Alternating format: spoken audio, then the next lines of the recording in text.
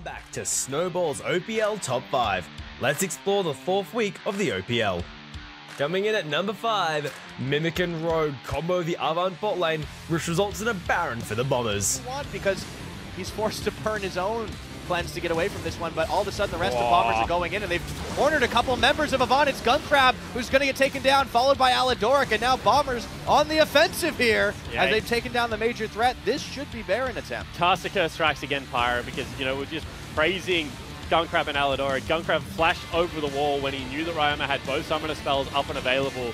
That might have just cost them big time, because it looks like Baron is going to be picked up. Charging into number 4, the Dire Wolves try to hunt the Chiefs down, but Raze bites back and grabs himself 2 kills and his team the Baron. TPing in, they found themselves a numbers advantage in this fight, as it is a long way back into this for Claire, and he might get in too little, too late. Only Raze trying though, they're getting a lot of damage out, and it's turned around. The Dire Wolves are routed by the Chiefs, and now with Only on the front, looking to cut Corporal down into a bunch of hamburgers. That was such a nice team fight from Rage. You saw the Essence player come up. He got so much damage out as soon as that fight continued, just kiting back over his feathers like a master. Coming in at number 3, Gravitas go head-to-head against Order, but in a choke point, they wipe Order to grab themselves the 2nd Baron. And now Praelis looking to go in as well, and the Elise is going to have to flash it. In goes Harry again to finish the job, and he does it! Culling comes out, Harry forced into his own clone, but Swift forward, and they're going to try to find the damage onto him here. Will it be enough? No follow through! Swift are going to go down, and now Order is in massive trouble here. Dream going to flash that wall, but followed through by Dream. Followed through by Praelis, I should say, gets the kill. Shoot back up by Tally, but as big as that Urgot is, I don't know if he can 2v5. This is going to be the team wipe in favor of Gravitas. And the first ace of the game comes out. GA is popped. Tally tries to buy a little bit more time, but that is exactly the team fight they needed. Ambitious picks there out of Spooks. The cleanse from Hayri gets him the chain, and everything falls to pieces. Sprinting into number 2, Avant explodes into their stride when Gunkrab picks up a delayed quadra kill with Jinx. He outright bought the Runaans after that last fight. The rocket comes through, no execution, but it will chase them away. And now Gunkrab and Aladoric on the top side. Yeah, now Shock on the rotate. He's going to flash forward, look for more, and it looks like they'll be able to shut down FBI. He tries to dash out of harm's way, but it's Gunkrab again, and he's going for more. The double kill for the Jinx. And we mentioned how, he's going down, or is he? I don't think so. Triple kill? You kidding me? He's still in this. And Gunkrab is styling on FBI right now. FBI said that he was happy to get his first win over Gunkrab because famously, when he was on Tectonic, was able to pick up the victory there. But he's 1,000 gold shutdown, 7-2-1. Just got another turret, just got another 5 kills or something like that, 4 kills. In the number 1 slot, worthy of being in a museum, Praetive has no vision, but his true shot barrage finds its mark and takes the Baron away from Chiefs. Differ is how fast Chiefs can take this Baron. Oh! Woo! Praetive, he steals that away. Oh, that was beautiful. And you look at his cam, he doesn't even change his expression. I think that was a sly smirk that came out from him. Of course, Ray still has a bit of a cheeky grin on his. He knows that they don't necessarily need the Baron, but that would have truly sped this game up just a little bit more. So. I'll give some serious brownie points to Praetive though for timing that very well. And that's the OPL Top 5 for Week 4. For more OPL content, head to snowballesports.com. There's lots of little wooden food, and he... Hey! We're live! That was not at all... Anyway, wooden so we were talking food! about I my love son's wooden food. And then I got a panicked voice on my ear saying, you're live. Welcome to the OPL. It is, what is it? Day 1 of Week 5 of Split 1 of the 2019 OPL. I'm Nick Boy Richardson, and I'm joined, it says here in the script, by some friends. You have to read out your own name. Can you imagine? That's I'm a fall Nick Boy from Richardson. grace. I am, Nick Boy. Can you imagine if we were having the conversation we had about an hour and a half ago? But now. How is everybody doing? Gentlemen? Yeah, good. I mean, I can't speak for you, but it has been one hell of a week. Yeah, I we've can had agree the with patch, that. We've had some changes, so we've had some very interesting times in the lead up to this week of the OPL, but Yeah. otherwise good. I feel like it's been a tumultuous, exciting series of events, and it's going to culminate in this Friday, this Saturday, and we're here today. That is very, very true. In fact, the 9.3 patch that you're referencing, we're going to be talking about that after the next game. So, if you have any questions, send them in. #I'mOPL to our Twitter page @OPL. We'll get them answered for you. If you don't, well, you probably don't care about League of Legends. Why are you watching this? It's been an exciting week as well because it's been Valentine's Day. Yeah. The quote-unquote greatest day of the year. Okay. Why? No, it's not really. But it is my partner's, it's her birthday. Oh, So, she got the double whammy. Yeah, so- that is so good for you. I'm always Oh, the best partner. that is- Yeah. That's incredible. one. Yeah, you just yeah. I win. That's I you have basically one. win. My birthday is on a public holiday every single time. Anzac Day. It's a bit of a rough public holiday. so Like it's everyone- not like a super happy one, Yeah, you know. But everyone's it's like sad. commemorative. But I've never gone to school, so I won. I won the birthday lottery.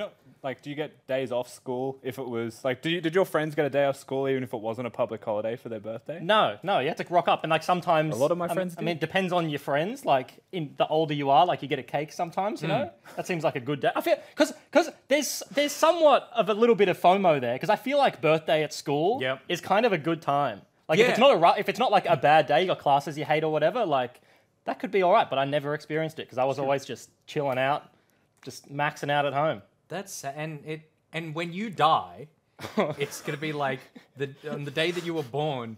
There's a whole day where the country remembers so many people who died except for Bryce. Yeah, and like you'll be forgotten. Does that concern you?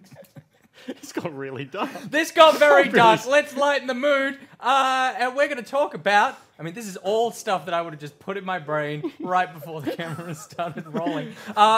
We are going to celebrate Valentine's Day this weekend Hell yeah. because it is, of course, the most corporate day of the year. And a way that the league team have organized for us to do that is love matches for all the casters. Wonderful. Okay. But given the small...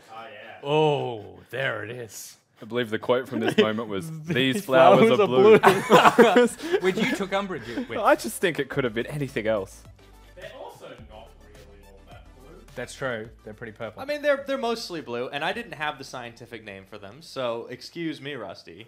I think if you called them violets, Yeah. I wanted to, but they're Nobody definitely- would they're have clearly noticed. not violets. No, I've yeah, noticed. yeah, okay. one's Oh, pointed that out. you have integrity. Okay. Yeah. Do you I know won't how lie much to people. flowers are on Valentine's Day, by the way? It's like 3 times the price. I bought a bunch of roses. You're a good boy. Thank you, by the way. Jenna. I appreciate it. And you're going to complain about the cost on air. $50. Yeah, it's expensive. That's very romantic. That's a lot. outrageous. That is a lot of money, actually. Hey, I bought them. That is romantic. Look, I reckon if you pluck them from your neighbour's garden, they cost absolutely nothing. So Priceless. Your soul.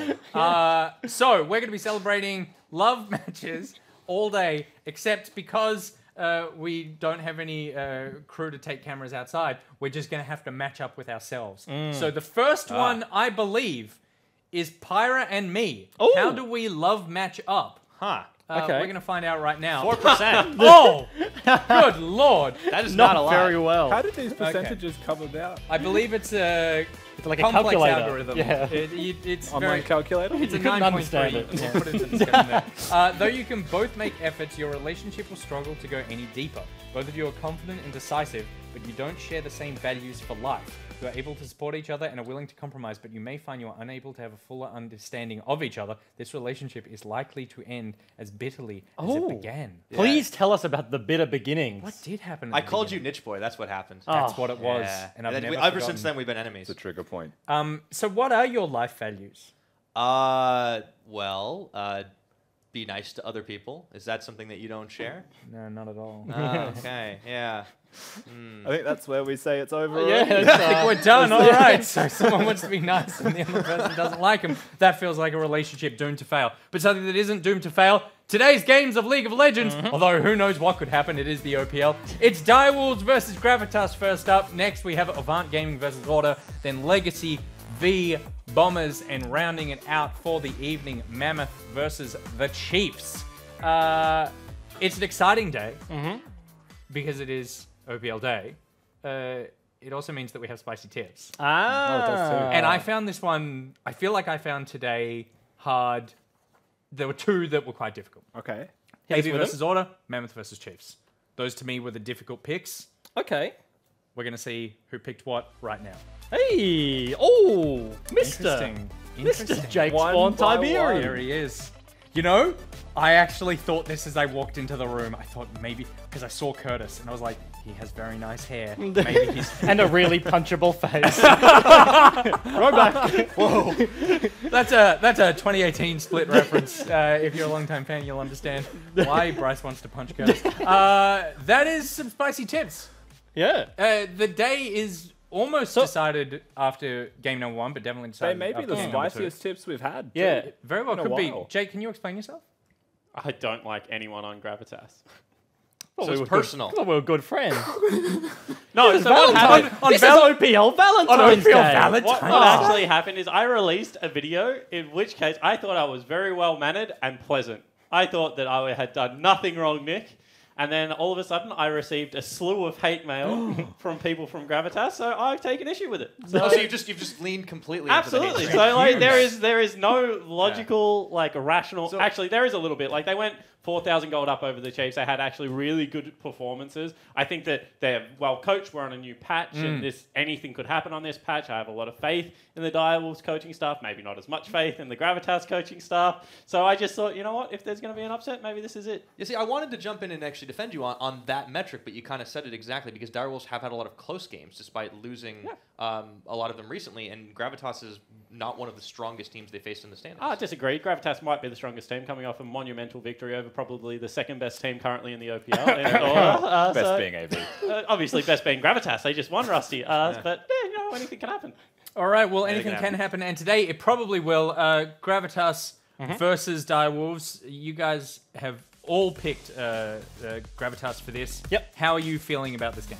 I think the way I see this is Direwolves are the more consistent team with a little bit of a lower ceiling. Gravitas, just like the desk just said, have had good games, have had very bad games, so they're much more inconsistent, but I feel like there is a higher ceiling there. They've got 3 victories, Direwolves only 1 in the OPL so far, so certainly Gravitas feel favored going into this, but there is certainly room to upset. Yeah, I see 2 places where both of these teams could look for wins as well. I actually look towards Raid for Gravitas. In the bottom lane, I think that he is a big carry where I think Direwolves are a bit more facilitative down in the bottom lane, so there's a win condition there. The other place is the jungle, where I think most of this game will be determined. When Gravitas win games, Praelis gets ahead, looks good on the board, and gets some early movements around. Udisoft, a little bit more quiet usually, but if he gets ahead and Praelis is behind, that tends to be when Gravitas start to suffer. So those are the 2 places that I'd be looking. All right, well, it should be a good game to watch, and the best place to watch that game is os.lollysports.com. If you head there, you can get reward items. You can get emotes, which I believe is the finger down the bottom. You can get XP. You can get Blue Essence. You can get icons. You can get all sorts of stuff. I believe the bottom one is actually the icon. It's not the emote. Yeah. But thanks for not correcting me. You know, in front of our peers. I was like, is that an emote? I don't know if that is an emote because they've already got the thumbs up. That's off the camera. The thumbs up, and that was a little whoop whoop. Can I just say, #1. the early start completely thrown me. Let's go to the desk. All right, on that note, yeah, we're getting into the start of this. This is going to be the first match we'll have here in the OPL on patch 9.3. Yep. So things, they are changing. We've got crit 80 carries coming back into the fold, all sorts of fun stuff. I just want to say, and I'm going to get this out of the way, because our executive producer came in and he said, you know, just make sure that when you mention certain parts of this patch, you don't go too deep, Jake. And like, I'm very passionate about this patch. This is the shittest patch of League of Legends, I think, in like 3 years of the game. This is a preseason patch that is somehow dropped smack bang in the middle of an OPL split pyro, and I don't know what's going on. In saying that, there have been some big buffs and nerfs. Akali, no longer a champion. You actually cannot select the pick. If you do, you should be reported, like, off the server. She's got like a 36% win rate. She is trash. I don't think anyone's going to take her. Aurelia got changed to now be a counter to physical dealers and, you know, can't be played mid lane a lot of the time because she no longer ignores a lot of the magic damage that comes out. She does do more damage off her passive though. Urgot's still really good, Lyssandra's still really good, Cassiopeia got knocked down, and all the crit items got changed. So as you can see, pretty big patch for, you know, 4 weeks into the OPL split. All right, now tell me how you really feel, Spawn. You know, should be an exciting game. Okay, cool. I'm looking forward to it. Now we're in the picks and bans. We've got LeBlanc, Cassiopeia banned out by the Wolfpack, Yasuo, Lysandra banned by Gravitas. There's also a Lucian in there. Do you notice the we got POV? Yeah, Twitter? Raid is going to be the POV. That's pretty sweet. Graphics people? Yeah. I like that Big change. props. Production definitely got to level up. Absolutely. Good stuff. Okay, Direwolf's still in that ban phase. The Vayne is banned away by Gravitas as well, so now we get into it proper. What will be the first pick? Yeah, and Nod I mean, from Pabu there. This kind of means to me that Gravitas are trying to bait them into a first pick Ezreal, or otherwise they want to take Ezreal, Vayne being the one big counter pick to Ez on the patch. Be interested if that's what they go towards. I want to talk about this Olaf pick because most people are taking it into the jungle. I think we've seen it once in the top lane. It's been chippies too, yeah. Yeah, but there's a big tempo lead that Olaf gets you in the jungle at the moment. He jungles really, really quickly. Unless you've got a Kane player in your team, it's very hard to keep up. So I'd like that lock-in, although Lee Sin, which has been responded by Prayless, is kind of the one jungler that at level 5+ can certainly kill Olaf 100 to 0. So interesting pick ban so far. Yeah, I think so. Gravitas definitely going to be looking for some early action out of that jungle role. See how well the Direwolves can match up against that. Down to the 80 carry positions, it's Varus locked in very quickly here. And this is interesting, right? Because Varus was not a crit user, and crit has been completely overhauled.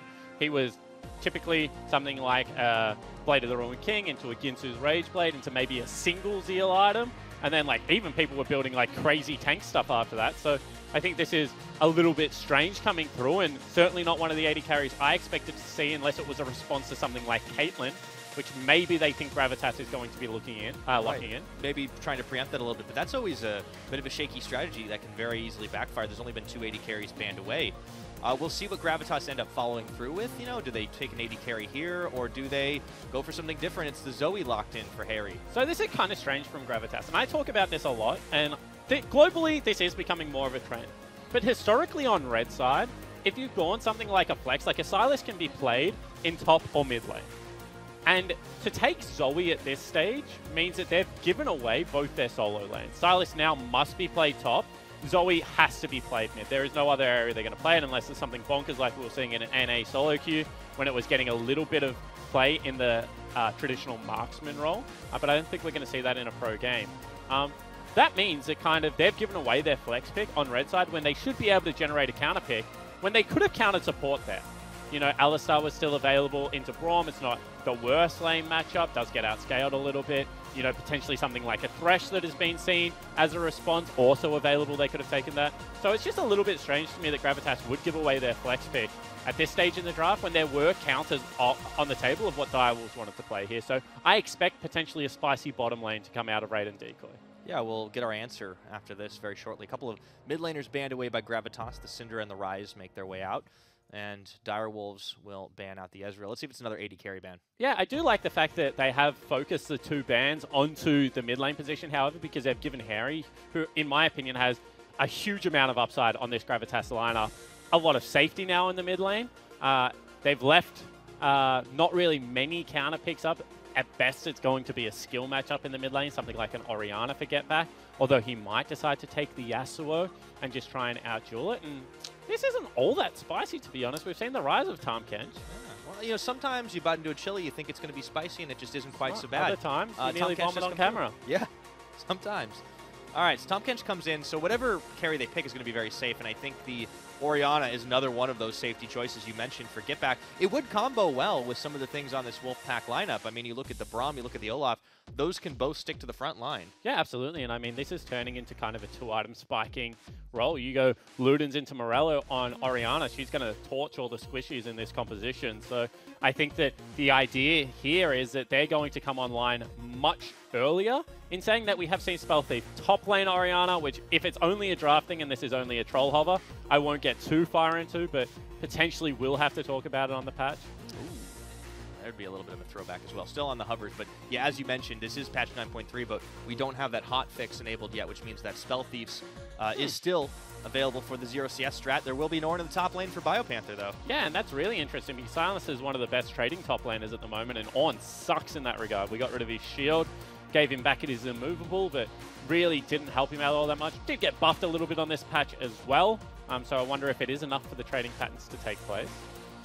Okay, waiting for the timer to tick down here. 1 second remaining, and we got ourselves an Ashe locked in for Raid. And that's really interesting, because Raid is one of the best Ashes on the server, and it was actually, I believe, Ejim that used to tell the story about Raid when one day Quinny K was a little bit unwell or something along those lines. Raid filled in for scrims. They put him on Ashe, and they were just like, my goodness, he is the best Ashe player on the server. I was for Radier. Filled in for Radier, sorry. And Ejim was just like, he's just so decisive with these arrows. He'll just duck into Fog of War and he'll just shoot arrows and he's so accurate. I love playing with this guy. Coincidentally, now he's coach and the one patch that Ash has become back into viability, back on Ash duty. Fantastic. And not only that, you'll be able to watch him in the point of view stream, of course, raid on the Ash. Champion is very well known for. Timer will tick down here, so let's look at these lineups like just kind of by the numbers here, Spawn, with 9.3 coming through. Yep. We made a lot of the jungle pressure early on. Who do you think has the best in that regard? I think that right now, Ubisoft should out-tempo Praelis, but Praelis is going to get his windows at level 3, level 5, where he's going to be able to look and impact the ganks. I think that Praelis is just going to go straight dueling build, so straight into Warrior with the red smite, you know, probably the Ninja Tabbies as far as the boots go and just look to go find Ubisoft. He's going to have big impact in this early game, otherwise Udi is just going to out-tempo him. He's probably going to go towards a redemption build, something like that. And at 2 items, I cannot stress, this Direwolves lineup will just run over the Gravitas lineup. They're going to send in the Ornhorn, they're going to bust it down a lane, they're just going to look to overwhelm them. They've got Shockwave, they've got themselves the Varus ultimate. However, in saying that, Silas, one of the best scaling top laners in the game. Ash, if you are a great Ash player, is the best scaling AD carry because it is so hard to get onto her once she picks up something like a Runarn's Hurricane, and she has a Tahm Kench Zoe as well as a Lee Sin kick to really peel for her. So I think that Gravitas have the tools in the late game to be able to protect it, just not at that 2-item mark. So I want to see how they navigate that early game. And to talk about the early, the late, maybe the middle as well, we are joined by Gravitas coach Juves. Welcome. How are we, boys? We're doing fantastic. Great, Juice. How are you? Did you flame me? I haven't heard the broadcast yet. I didn't flame you, but I did pick Direwolves to win the game. Yeah, you would. You would. Yeah, I guess he's a bit upset from last week. Woo. All right. Well, speaking of getting spicy, let's talk a little bit about your guys' draft. Yep. One thing that Spawn pointed out that I thought was really interesting is that you gave up a potential counter pick early on. Do you want to talk a little bit more about why you kind of showed the roles of the Silas and the Zoe early? I mean, we have a game to play tomorrow, so I'm not going to go into too much Fair detail. enough. I just think it's a very good draft for us in terms of like the way our players play the game and like what suits us. And so we are very happy. Like we're very happy with our draft, and I think most things went to plan. So yeah, like I don't want to be that guy, but it's just the nature of playing again tomorrow. Yeah, absolutely. And I want to talk to you about. You said this is a good draft for us. Obviously, we're coming onto a new patch. How is it working with the team and working with Ejim to find what is now good for Gravitas on a brand new patch that really we've only seen LCK play on so far? And how did the guys rise to that challenge this week?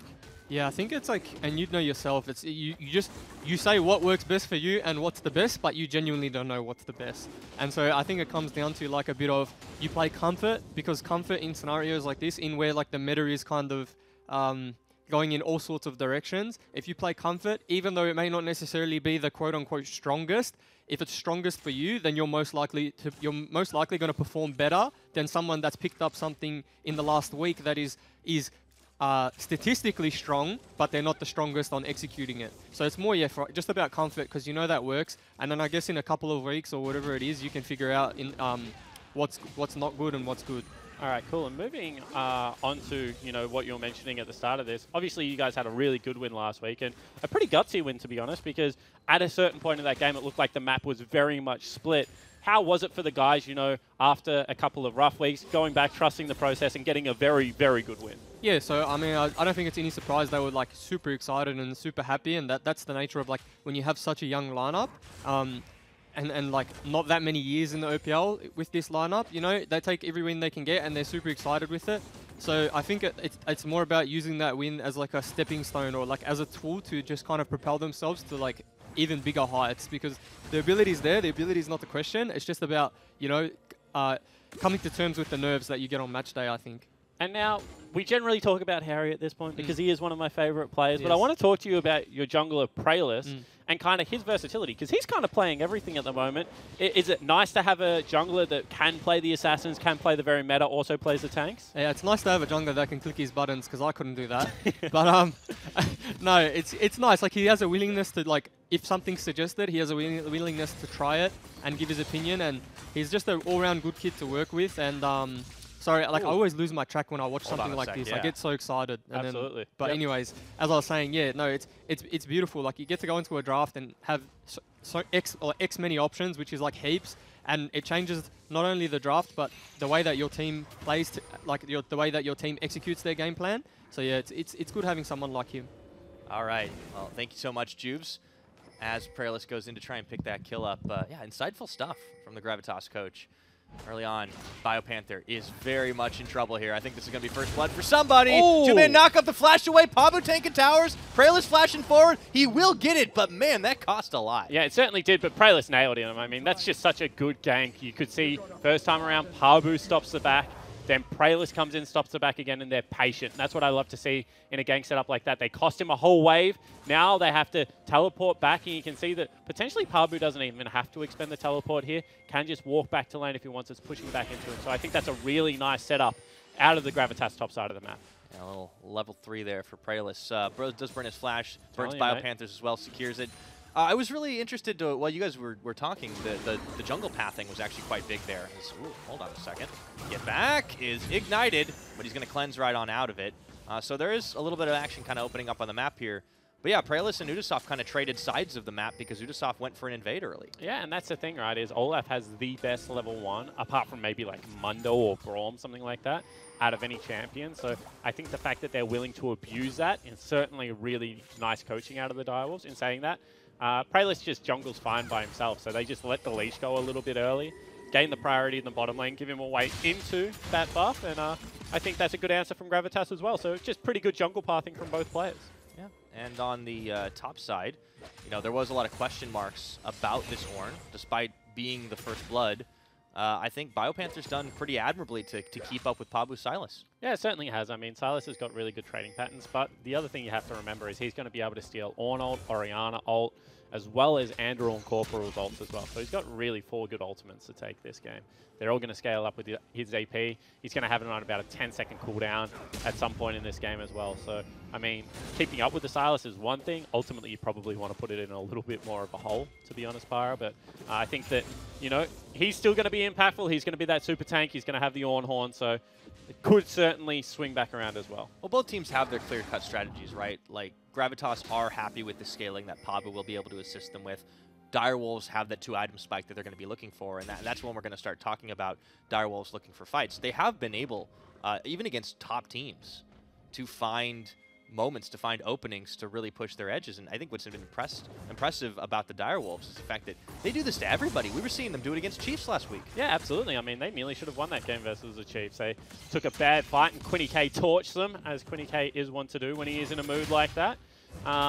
However, I think that certainly a very good lineup. And all in. Second, Call the Forge God coming through, but it is Pabu's. He gets the first one off against BioPanther.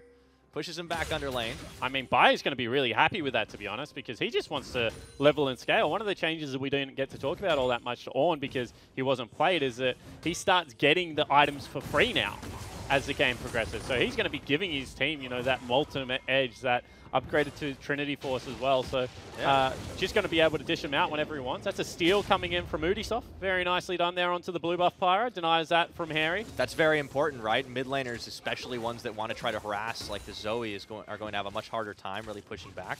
Of course, Get Back doesn't have a buff of his own, but it's going to be spawning pretty soon, so I don't think he's too worried about that one. And denying a player like Harry, who really does like to set up these flashy plays, will go in for those 1v1s. I think it's pretty crucial. Neither of them got the blue book on their first back, right? No one's rocking a lost chapter. And he didn't go with the double ring. Actually, opportunity here. No trade from Get Back. That was a little bit strange. Oh, trying to dodge out Paddle Stars. A little bit of a stolen heal there comes through for Harry. Prayerless sniffing around as well. Get Back, though, you know, he's playing an Orianna game. Yeah, I think Orianna actually wins this lane. So I would like to see him play a little bit more aggressively. Doesn't have the cleanse available, so potentially why he is taking a little bit more of a back seat. But I think that if you're a great Orianna player, you can certainly take it to a... Oh. Ooh, Udasoft stealing one back again. He takes Prayerless smite that real early there? I think he did, yeah. Smited it on the way out. So now Udasoft is just like 20 CS up again. You know, that's a 5-camp lead one more time against Prayerless. This is 2 weeks in a row where Prayerless has been put in big farming deficits. Well, you talked about how getting ahead early is going to be pretty critical to the junglers, and you know, Prayerless finding himself down. Yes, he got the first blood, and the gold for it as well, but he's definitely losing out on jungle camps due to Soth. Well, you can see that the gold's completely even. You know, some of that would be attributed to the 80 carries. However, you can see in the top lane a slight gold lead as well of 600 because Pabu's running that Klepto. So jungle, even despite the first blood being up 200, is just a great pathing lead right now for the jungler of the Direwolves. Oh, yeah. BioPanthers. Here we go. More trades. This level 8. There's the call to Forge God. This time it's BioPanthers. Tries to run him over. But Pabu, he's running right on out of there himself. So it was a couple of Ragnaroks. Yeah, it certainly was. That's really nice awareness from Pabu to steal it, turn around and steal the Olaf ultimate before he walks that one out. However, still had to expend the flash, which is a big deal. Here we go. And again, Abduct abscond. Udasov's not backed yet, so now Praelis joining the fray here. This is 2 level 8s, or level 8 and a level 6 versus 2 level 7s. It all evens out. Certainly does. The big thing there, however, is Praelis still had ultimate available and no ult available on the side of the Direwolf, so they probably didn't want anything to do with that.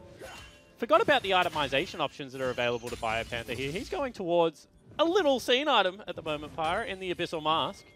Was only good now on the melee tanks that are able to pick it up, and given the fact that both Harry and Pabu are going to be doing magic damage, certainly a very good thing, and we'll give Orianna a little bit more of that damage in the mid game as well. Makes a lot of sense. Harry does hit the Sleepy Trouble Bubble, misses 1 Paddle Star. So he doesn't get as much harassment as maybe he could have on the back of that, but still, yeah, good itemization from BioPanther coming through, recognizing it. Merc Tread's already picked up by the Orianna as well. I'm really surprised at that by Get Back. Super defensive. Really is. Orianna can certainly still be played as a lane. Hold on, hold on.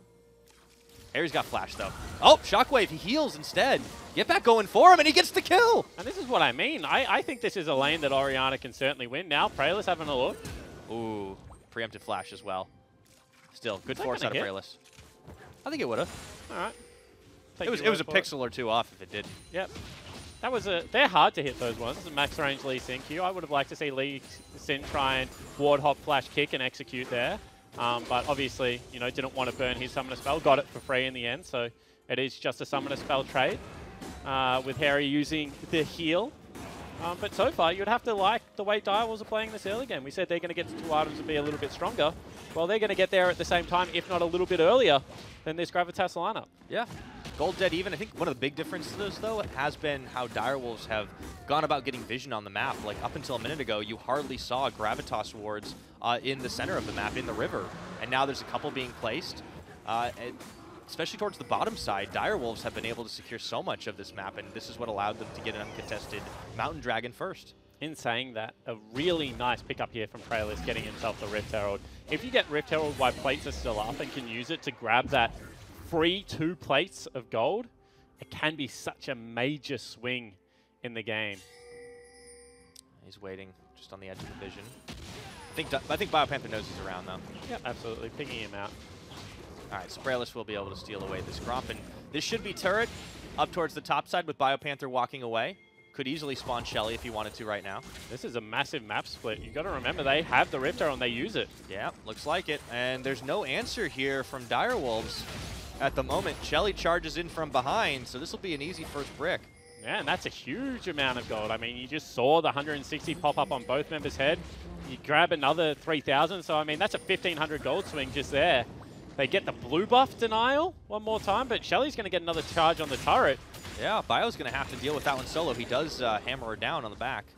Big glowing weak spot there. But yeah, I was surprised Direwolves didn't respond on the bottom side trying to push out. They had a teleport. What they were trying to do, I think, is actually set up an ulti into the mid lane, try and get Harry even further behind. However, weren't able to find that, and Harry's build at this stage is equal to Get Back, so not necessarily any weaker. Get Back is going to face check into Pabu. Blast Cone goes through, and Get Back is going to get 2, but he loses his own life, and now there is some revenge here. Cleanup crew coming through in the form of the Olaf. And the Ornn, Harry coming in, gets the Sleepy Trouble Bubble. Pabu covering Harry's escape. Corporal here tries for the Winter's Bite, forces a flash out, and it's a 1-for-1. Yeah, really nicely done there. I think both teams overreaching a little bit. That was Praelis wanting to get out of the play and Pabu wanting to stay in it at the start. A little bit of miscommunication, but they do pick up the kill on to Get Back. Will mean that Harry gets to farm up another lane to himself, and the return kill was certainly there for the Direwolves lineup. This Ornn ultimate coming up trumps, and they get themselves the redemption, so would be very happy with the current state of the game.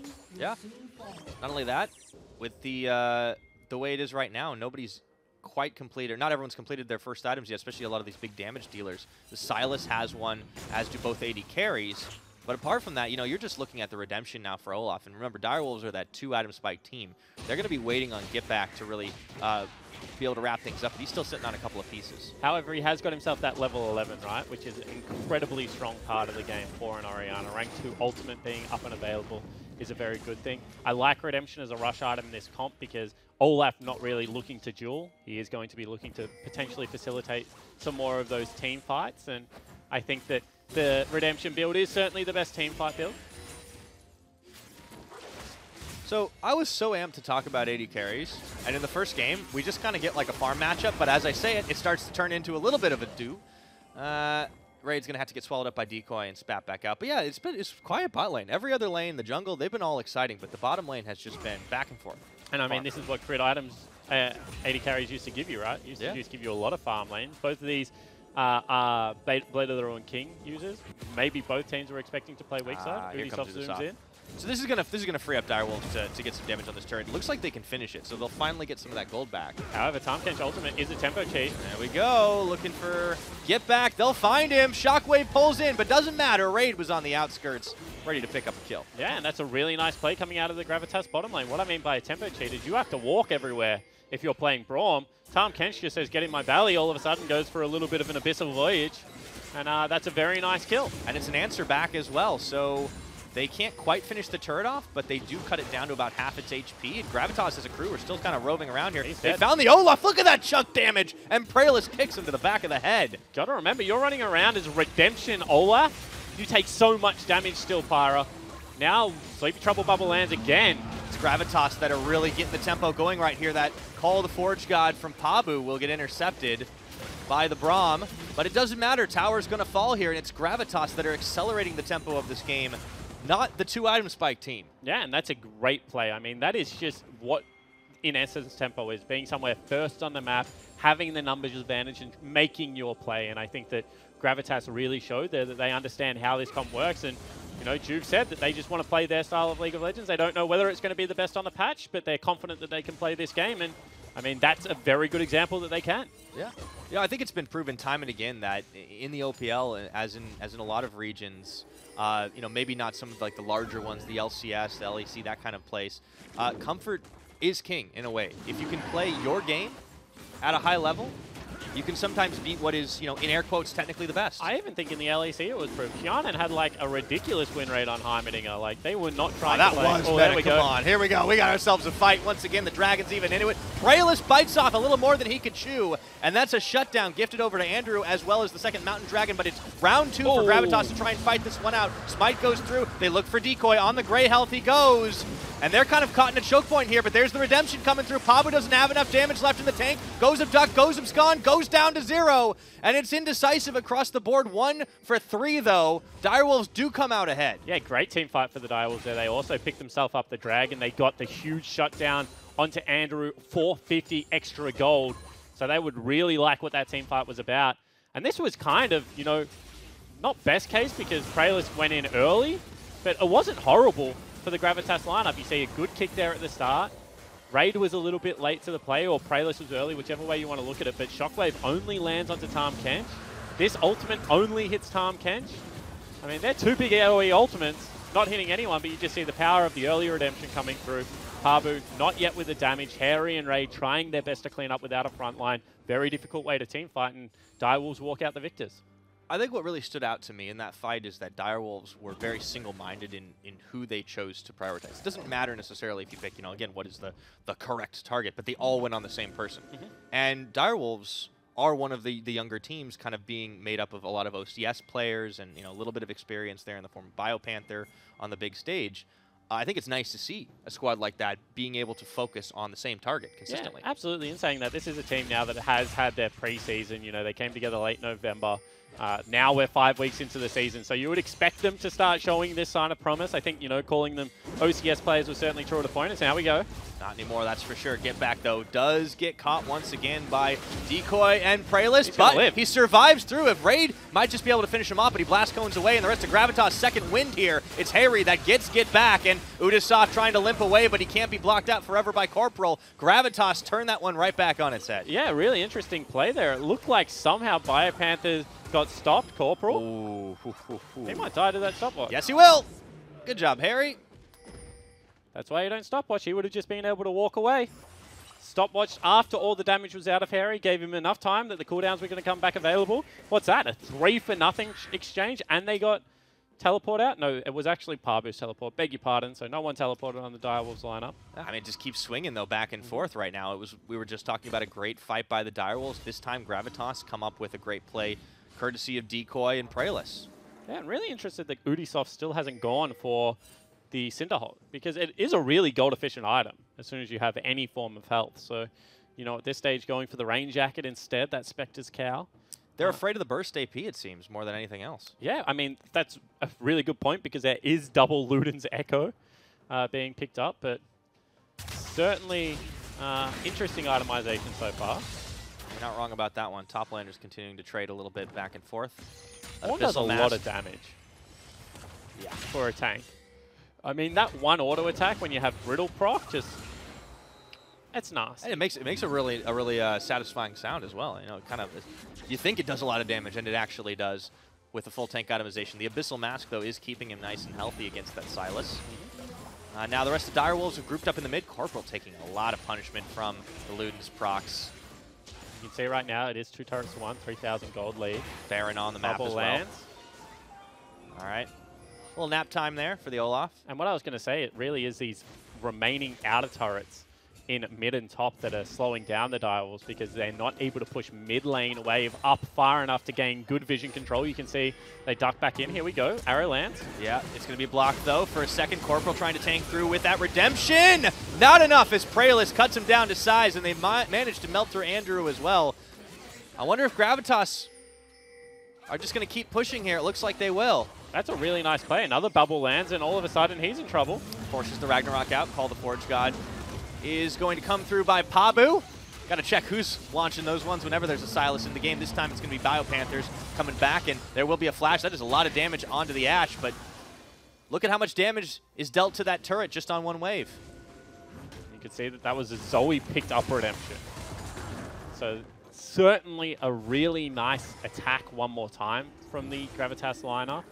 And Direwolves expending key cooldowns to just allow a turret to live. They're getting nothing else off the map. They're not trading back any gold. They weren't securing farm with it. They don't have the 2-item spike on half their players. Yeah, now going to go bottom lane, going to try and knock this down. And it's not only that, Pyro, it's if you don't have the members on the same screen, it's very hard to use your team fight comp, right?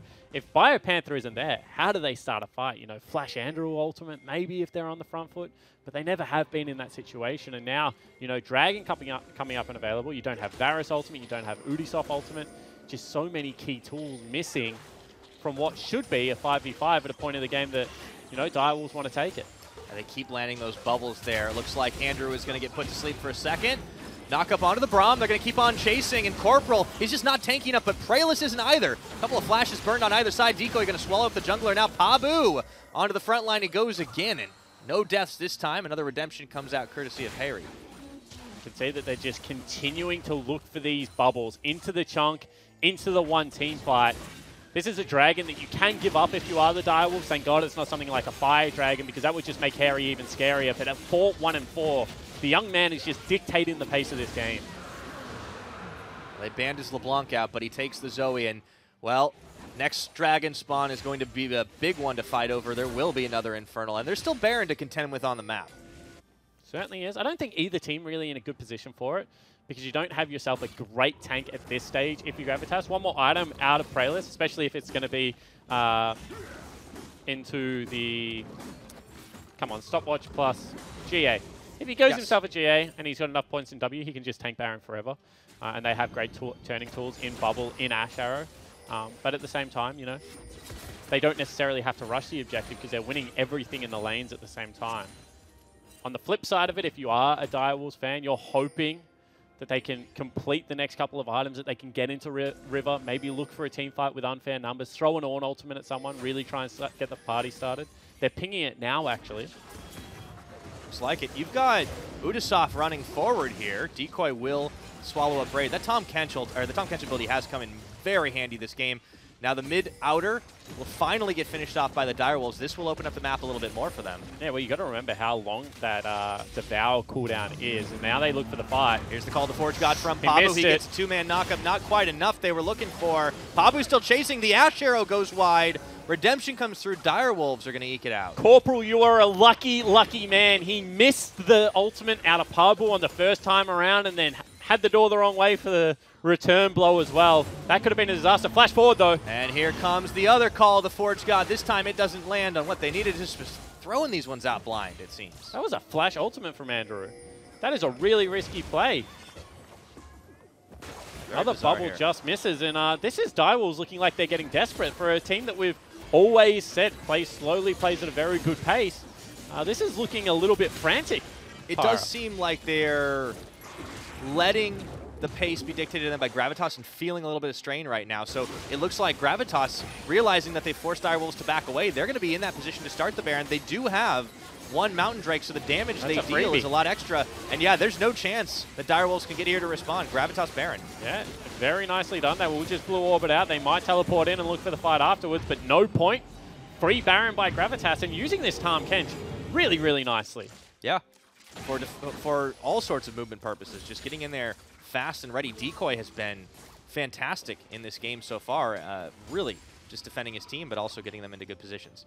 So taking stock of where we're at right now, Gravitas have themselves just shy of a 6,000 gold advantage at 25 minutes. It's even on towers, but that is not going to last long, I would think, with the Baron buff in tow on 5. Yeah, absolutely. Now you have a look at where the gold lead is. This Lee Sin really picked it up in the mid-game. Praelis running a clinic. See Harry up in gold as well, and everyone really, apart from that 80 carry position, just up over their opponents. And Raid really only needs to be able to fire the Ash Arrow and give a little bit of consistent damage, because Harry and Pabu should be able to clean these team fights up.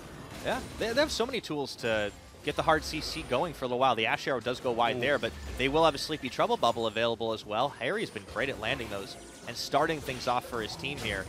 And even if he doesn't, those paddle stars still sting. Corporal intercepts 1 with an Unbreakable. But now we've got ourselves a 4-1 incoming for Gravitas with Pabu solo on the bottom side. And this has always been the problem with playing a hard tank into a split pusher, is you get windows where you can duck into the fog of war, maybe look for a teleport, or look for the opportunity to start a fight. But you always have to answer the side lane at a point. Now Pabu takes himself an Ornn ultimate and walks mid lane. It's just threatening here. So tower's going to fall, the inner in the mid. Gravitas already picked up 2 towers, closing the map area for Direwolves just a little bit more. It's going to be how the Wolfpack responds here, and they're going to have to move for it, because if they're not losing towers soon, well, they're also going to miss out on an Infernal Dragon that I don't think they can afford to. Gravitas is going to take a big cannon wave to fire this one down. But can they even afford to fight at this stage? They've got themselves a Banshee second item with Murktreads. Getback's itemization is so defensive against Harry at the moment, where he's just not able to keep up in any of the damage metrics. Harry's also got himself a 10-stack Dark Seal. Oh boy. You see Infinity Edge being built instead of a Quicksilver Sash. Even though gold values, are in touching distance in certain roles, definitely not in jungle, that's a full item up, item and a half. Definitely not in top lane, that's a full item up. But elsewhere, where it's only half an item, the half an item or even the whole item is just a more aggressive component. They just do more damage at this stage. And they're allowed to, right? I mean, I think you can really thank Decoy quite a bit, speaking of, as he comes in here.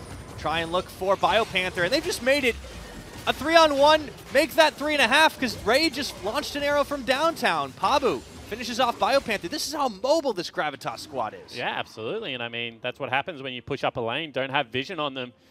He uses his own weapon against him. Long range ultimate coming out. And now they won't even go for the Infernal. They're just going to take the creep wave, force in, and, maybe try and crack open the base for the first time this game. Let the cannon creep start doing all the work. The rest of the minions will march on through, and this is going to get cut down to size pretty quickly here. Direwolves slow to respond. It does feel a little uncharacteristic of the Wolves to be so flustered in this game. Well, there is no response there, right? They still don't have a way to start up this team fight. You can see they do have vision of Praelis doing the dragon, so potentially could have pulled the trigger. But how do they defend this base? That's the question. Not certain if they can at this point. So Gravitas just keep chipping away. They've already got this tower down below half health on the bottom side. Everything on the map has been picked up.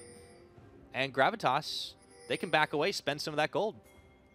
Yeah, now they're hugely ahead, right? 9,000 gold, Infernal Dragon, just everything going their way. You can see Ubisoft doesn't want to give them that reset, or if it is, wants it to be staggered, wants opportunities for his team to scale up. But I said it, that I honestly think that Pabu is going to outscale the lineup, and nearly level 16, I think he has. Like, he's going to have himself that 40% cooldown reduction build. He's full AP. He hits anyone on that team, and he's just going to light them all up. Yeah, and you know, every time he steals an Ornn ultimate, they've got another engage tool to really put the Wolves on the back foot. So Gravitas really playing with a lot of swagger now, and I think after a rough couple of weeks in the woods, they've really found their groove again. Yeah, absolutely agree.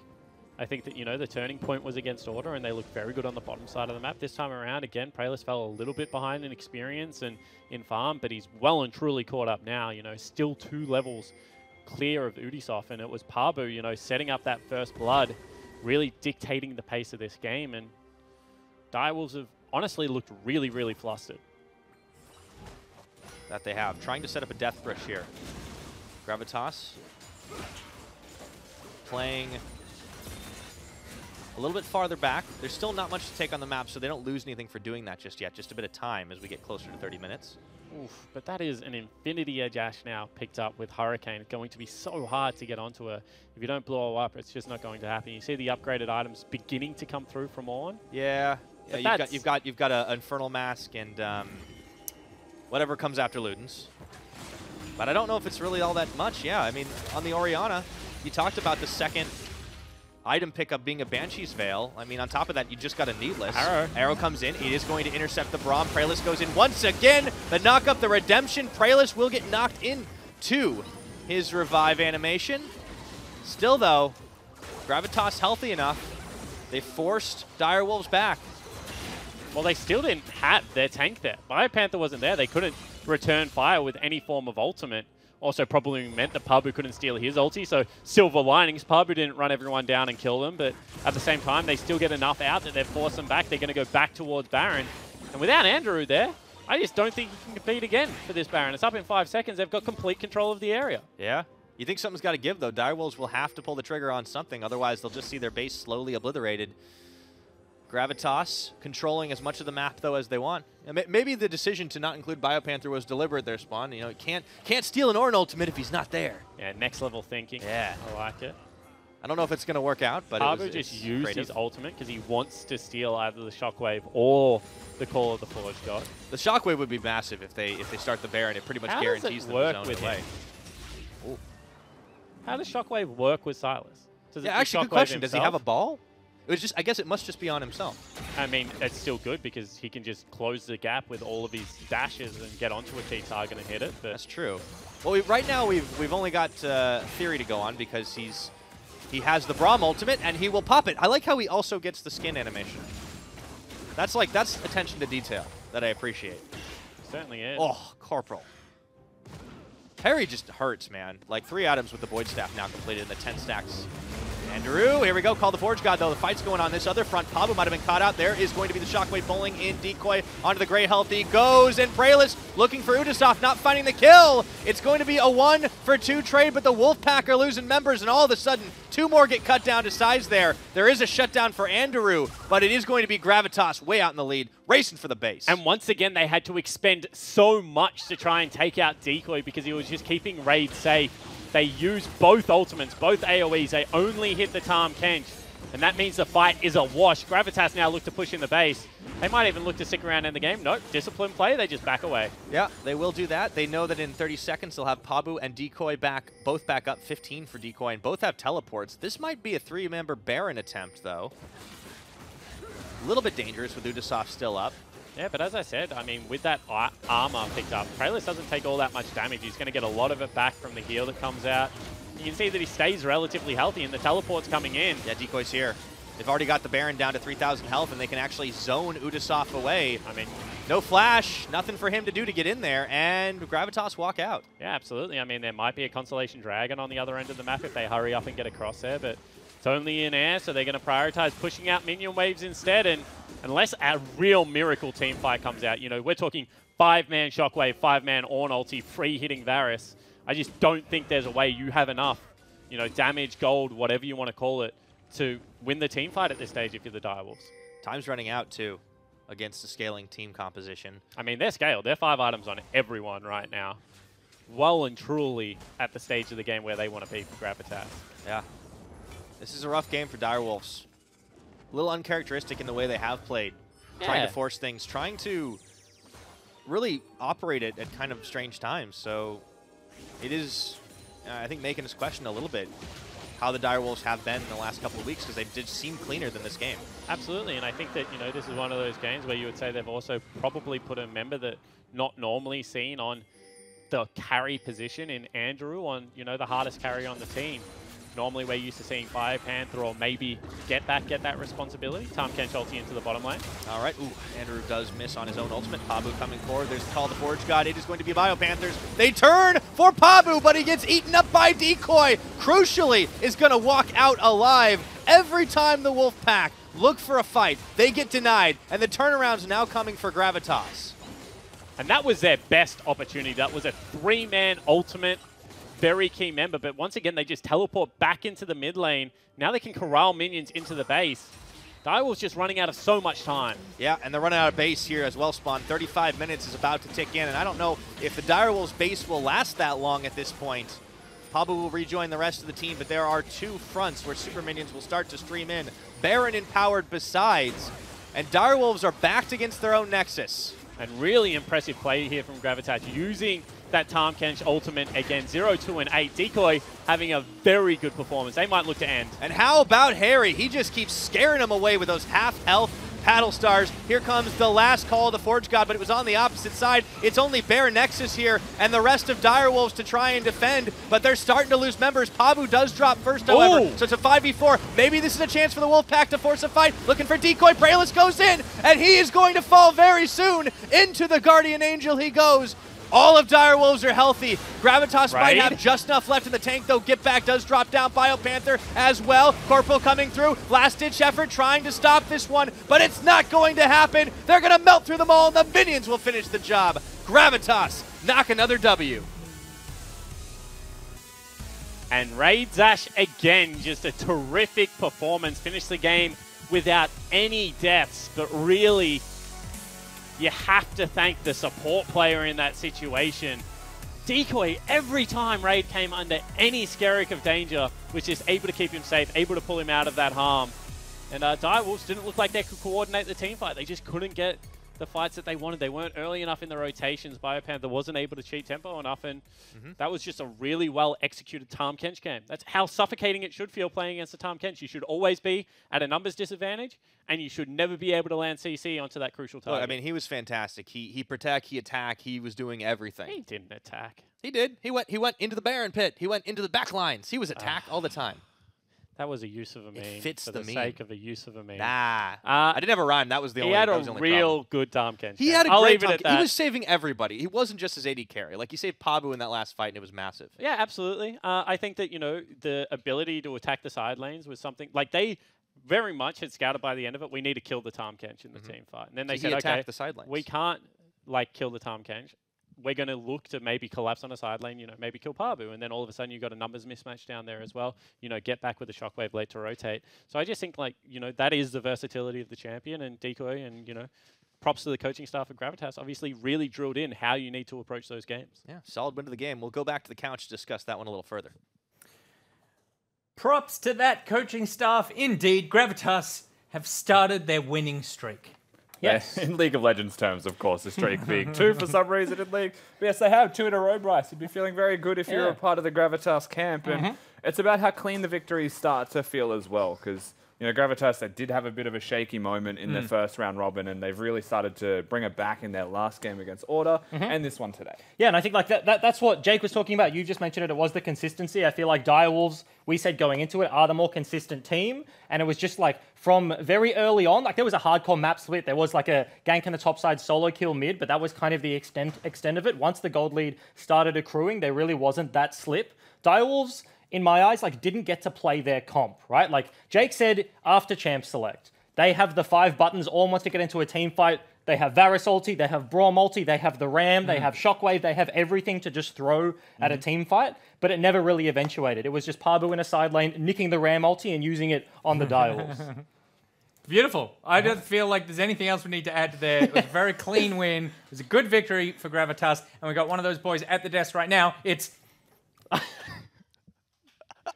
Jackson Pavone, what's up? How you doing, Pabu? Pretty good, pretty good. All right, yeah. So you guys have now notched up a second win, which in Universal League of Legends terms means that you are officially on a hot win streak. So how does it feel now that the team's kind of found the swagger back a little bit? Second round robin, we made a lot of mistakes at the start, but we're really getting to the stride of things now. The team's starting to come together a lot. We're making a lot of progress, so it does feel good. We've still got a long way to go. We've only got 2 wins. Like, we need a hell of a lot more. But yeah, it's a good start. Certainly the case, and I think being able to pull off a win as cleanly as you guys did really does speak volumes about the ability of the team to come together under pressure, which was missing for a little while. What has been the big focus the last couple of weeks that's led to these last couple of wins now? For most of it, it's just like sticking to the plan. Every decision we make is about the plan. Like we'd get into a lot of like scrappy skirmishes that were just like not so great, and so we just decided that as long as we're playing to the plan, the game feels easy and the game feels clean. So as long as we make all of our decisions in relation to the plan, the game just comes together nicely. Yeah, so you can spam that like Vayne emote, just like all according to plan, right? Good stuff. Okay, so before I hand it back over to the couch, I want to ask a little bit about your matchup today too, because it's patch 9.3. Indeed. It's the Spell Thieves Unchanged, and you're up against an Ornn. Yeah. Was that weird? It was somewhat unexpected, because in my head, Sylas does very well versus tanked because he just doesn't take damage and he just heals off them. And then I also get Ornn. So like I push him in and I grab his Ornn and I go Ornn his team. So I was like very surprised to be playing against that champion. It was quite a somewhat questionable pick. I mean, I can see like the headram comp, but if he's stuck under his tower and I get to ult his team, it's a good fun matchup. So yeah. Did you think he started avoiding you deliberately so you couldn't hijack his ult at the end there? I figured at some point that like he was definitely like not contesting me as much as he could, because he'd just screw over his team if he did. So fair enough. So I guess on that note, back to the couch. Thank you very much, Para. And as he teased and said,